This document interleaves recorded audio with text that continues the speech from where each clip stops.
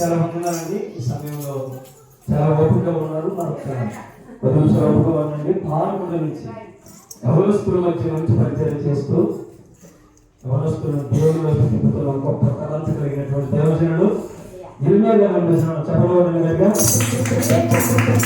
మన జాన్ కూడా వేసి వచ్చారు.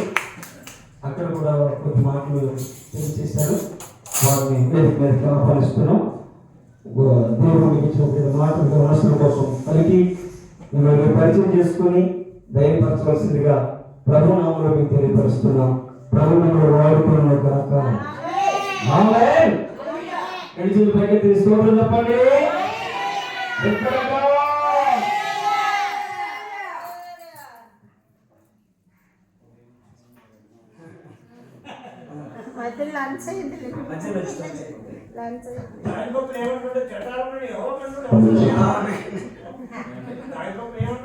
అంటే వెళ్ళాలి మీకు ఒప్పుకున్నా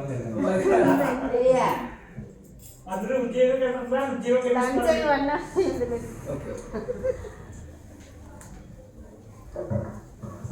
ప్రభువునందు ప్రియమైనటువంటి మీ అందరికీ యేసుక్రీస్తు ప్రభు నామంలో నా హృదయపూర్వకంగా కృతజ్ఞతలు వందనాలు తెలియజేస్తున్నాను. మరి మీ అందరూ కూడా నన్ను కొత్తగా చూస్తున్నారు. అది పాలకొండ ప్రాంతం. అక్కడ నేను ఒక ఎవాంజలిస్ట్గా, సువార్థికుడిగా, అలాగే దేవుని సేవకుడిగా దేవుని పనిచేస్తూ అనేక మంది అన్యజనుల మధ్య, అలాగే దేవుణ్ణి ఎరగినటువంటి ఎవరైతే ప్రజలు ఉన్నారో వారి మధ్య దేవుని పరిచర్య నేను చేస్తూ ఉన్నాను. అలాగే మాకు సువార్త టీం, అంటే గాస్పల్ టీం అనేది ఒకటి ఉంది. అందులో చాలామంది యవనస్తులు ఉంటారు. యవనస్తులే అన్ని మధ్యకి వెళ్ళి దేవుని సువార్త మేము ప్రకటిస్తూ ఉంటాం. చాలామంది వ్యతిరేకిస్తూ ఉంటారు మమ్మల్ని. మా ఊరు వెళ్ళి మీరు వస్తున్నారు సువార్త చేయడానికి, మీ ఊర్లో మీరు చేసుకోండి, మీ చర్చిలో మీరు చేసుకోండి అని చాలామంది ఎదురు తిరుగుతూ మరి దాడి చేయడానికి కూడా వస్తారు. అయినప్పటికీ భయపడేది లేదు, అసలు రాజీ పడేది కూడా లేదు. ధైర్యంగా దేవుడు ఇచ్చినటువంటి కృప చేత దేవుని సువార్తను ప్రకటించడానికి మేము ముందుకు వెళ్తున్నాం. అయితే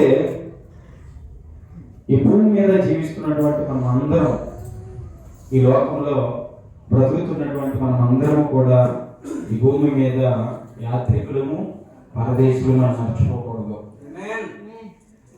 యాత్రికులము, పరదేశులము ఎందుకు మర్చిపోకూడదు అంటే, చరిత్రలో, పాత నిబంధన చరిత్రలో, అంటే క్రీస్తుకు పూర్వం చరిత్రలో పూర్వీకులు ఎంతో మంది భక్తులు, మరి దేవుణ్ణి విశ్వసించినటువంటి విశ్వాసులు చాలా మంది ఉన్నారు. వారందరూ ఈ భూమి మీద జీవించినప్పుడు ఏ విధంగా జీవించారంటే, వారు యాత్రికులు, పరదేశులుగా జీవించారంట. ఎందుకు అలా జీవించారు? ఈ భూమి మీద వారి జీవితం మరి శాశ్వతమైనటువంటి జీవితంలా జీవించాలి కదా. వాళ్ళు ఎందుకు భూమి మీద యాత్రికులుగా, పరదేశులుగా ఎందుకు బ్రతికారు అని అంటే, వారు నిజాన్ని తెలుసుకున్నారు కాబట్టి, వారు సత్యాన్ని గ్రహించారు కాబట్టి. ఏంటా నిజం, ఏంటా సత్యం అంటే, ఈ లోకం మనది కాదు, ఈ లోకం మనది కాదు, ఈ లోకంలో ఉండే జీవితం శాశ్వతమైనది కాదు. ఏదో ఒక రోజు ఈ లోకాన్ని విడిచిపెట్టి మనుషులందరమైన మనం అందరం కూడా వెళ్ళిపోవాలి. ఎందుకంటే మనం ఈ భూమి మీద పరదేశులము, యాత్రికులము. బైబిల్ గ్రంథంలో దేవుడు అనేకమైనటువంటి సంగతులు వ్రాయించాడు. ఆది గ్రంథం మొదలుకొని ప్రకటన గ్రంథం వరకు కూడా చాలా విషయాలు బైబిల్ గ్రంథంలో దేవుడు వ్రాయించినటువంటి ప్రతి సంగతిని మనం చదువుతున్నప్పుడు చాలా ఆశ్చర్యం కలుగుతుంది మనకి. ఎందుకంటే మానవ జీవిత పరమార్థం అనేది ఒకే ఒక గ్రంథంలో ఉంది. ఆ గ్రంథమే బైబిల్ గ్రంథం. భూమి మీద చాలా మంది మనుషులు, చాలా మంది ప్రజలు ఈ ఆరిన నేల మీద చాలా మంది బ్రతుకుతున్నారు. సుమారుగా భూమి మీద ఎన్ని దేశాలు ఉన్నాయంటే 200కు పైగా దేశాలు ఉన్నాయి కదా. ఈ 200కు పైగా దేశాలు ఎంతమంది ప్రజలు ఉన్నారు అంటే సుమారుగా 800 కోట్ల మంది ప్రజలు, అంటే పై చిలుపు ప్రజలు బ్రతుకుతున్నారు. అయితే ఎంతమందికి వారి జన్మ పరమార్థం అనేది ఎంతమందికి తెలిసింది, వారి పుట్టుక పరమార్థం అనేది ఎంతమందికి తెలిసిందంటే అందులో చాలా తక్కువ మందికి తెలుసు. ఎందుకంటే దేవుని గ్రంథాన్ని ఎవరైతే కలిగి ఉంటారో, బైబిల్ గ్రంథాన్ని ఎవరైతే కలిగి ఉంటారో, దేవుని సంకల్పాన్ని ఎవరైతే ఎరిగి ఉంటారో వారికి మాత్రమే వారి పుట్టుక పరమార్థం అనేది తెలుస్తుంది. పాత నిబంధన చరిత్రలో, క్రీస్తుకు పూర్వం ఉన్నటువంటి చరిత్రలో చాలా మంది భక్తులు, ఒక అబ్రహాము గాని, ఒక ఇస్సాకు గాని, ఒక యాకోబు గాని, ఇలాగ మనం చూసుకుంటే చాలా మంది భక్తులు వాళ్ళందరి జీవితాలు మనం చదువుతున్నప్పుడు వారి జీవితాన్ని దేవునిలో ఏ విధంగా సార్థకం చేసుకున్నారో మనందరికీ తెలుసు. ఏమంటే ఈరోజు మనం బైబిల్ గ్రంథంలో అబ్రహాము గురించి మనం చదువుతున్నామంటే దానికి కారణం అబ్రహాము తన జీవితాన్ని ప్రభువుకి త్యాగం చేశాడు. ఒకసారి ఒక మాట చూద్దాం, చూడండి పిల్లరా. ఆదికాండం 12వ అధ్యాయము, ఆదికాండం 12వ అధ్యాయము చూడండి ఒకసారి.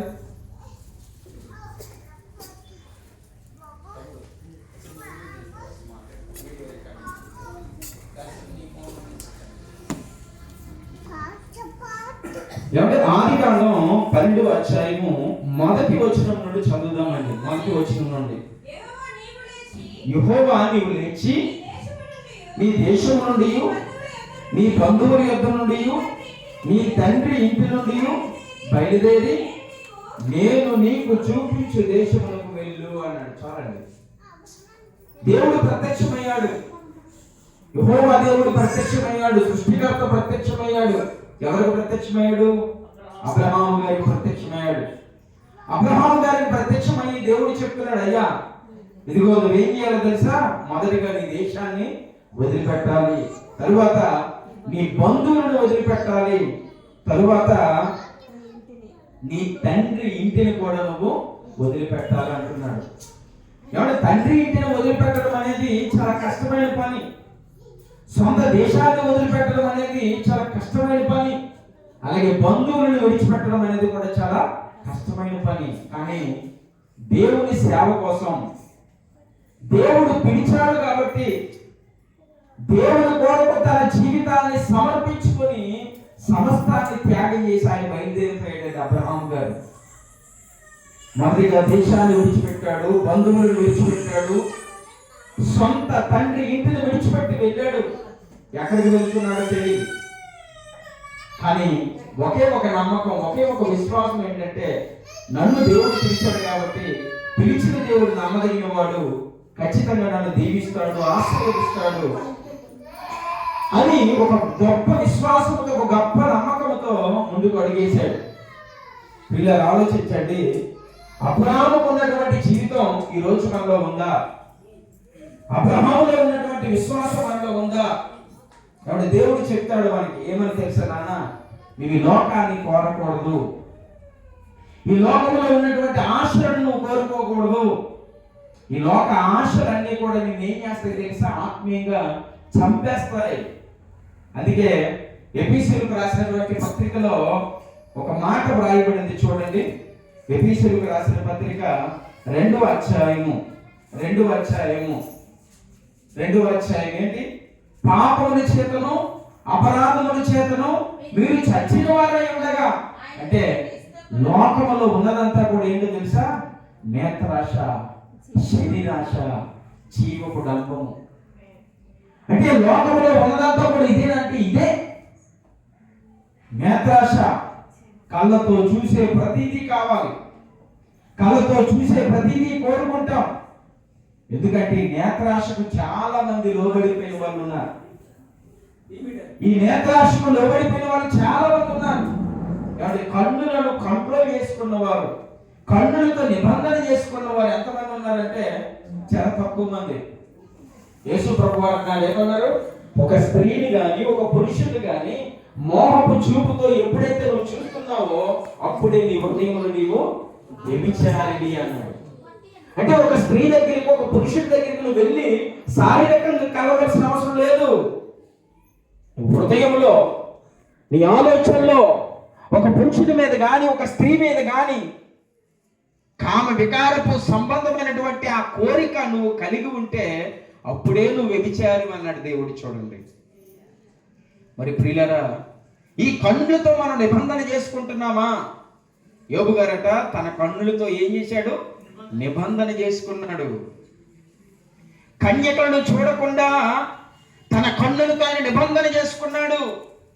ఏమండి, లోకంలో ఒక సామెత ఉంది, సర్వ ఇంద్రియాలలో నయనం అనేది ప్రధానమైనది. యేసుక్రీస్తు ప్రభువారు కూడా ఏమన్నారు తెలుసా? నీ కన్ను తేటగా ఉంటే నీ దేహం అంతా తేటగా ఉంటుంది అన్నాడు. ఏమండి, మొదట దేవుని పిల్లలుగా మనం నేత్రాశను జయించాలి.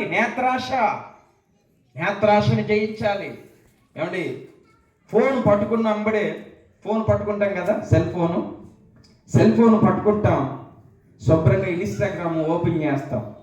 ఇన్స్టాగ్రామ్ ఓపెన్ చేసినప్పుడు అందులో కొన్ని వీడియోస్ వస్తాయి మనకి. అందులో పురుషులు వస్తారు, అందులో స్త్రీలు కూడా వస్తారు.